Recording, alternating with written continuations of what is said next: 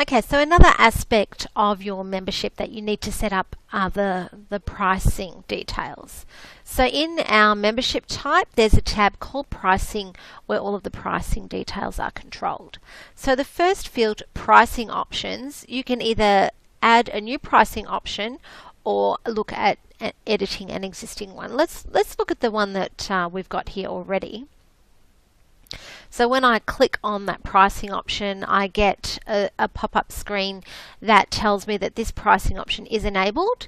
This is what it's called. It has a URL title and there are details here. So for example, there's a list of what the cost items are. For every cost item, I can enter a price, a GST status, whether it's applicable on sign up or renewal, a GL code, a job code, and also an account number. So those are your three accounting fields for financial reconciliation, and of course they're critical if you want your financial integration to work. You don't necessarily have to use all three fields depending on what accounting system you're using. Okay, so let's have a look at the details in the cost item. So sign up cost for this membership is $300, which is the same as the renewal cost. But note I've got the option to add a late renewal fee of $30 and an early renewal discount of $30. So really, in effect, you can set these however you like. You can not use them at all. I'm using them both as an example.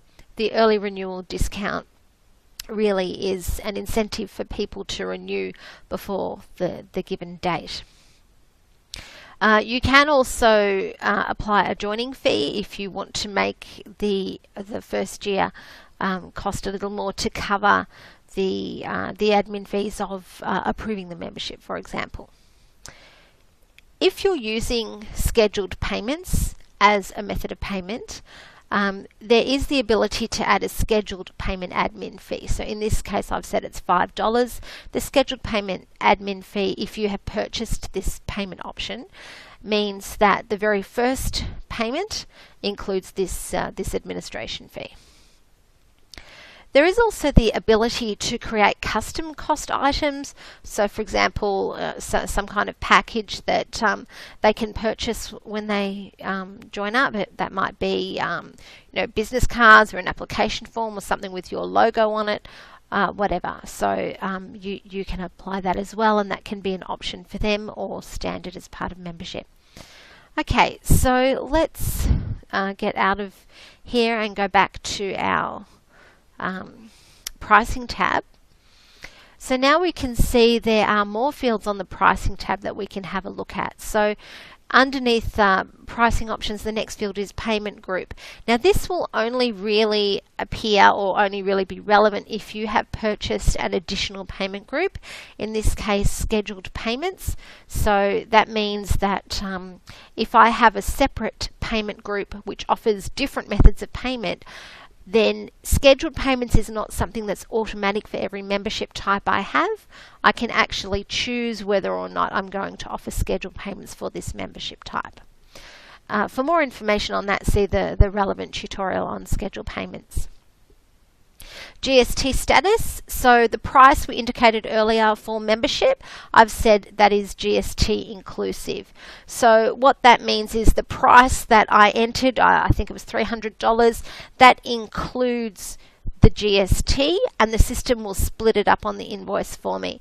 If I were to say it's exclusive, then $300 is the pre-tax component of the cost, and the invoice will add the GST to that cost.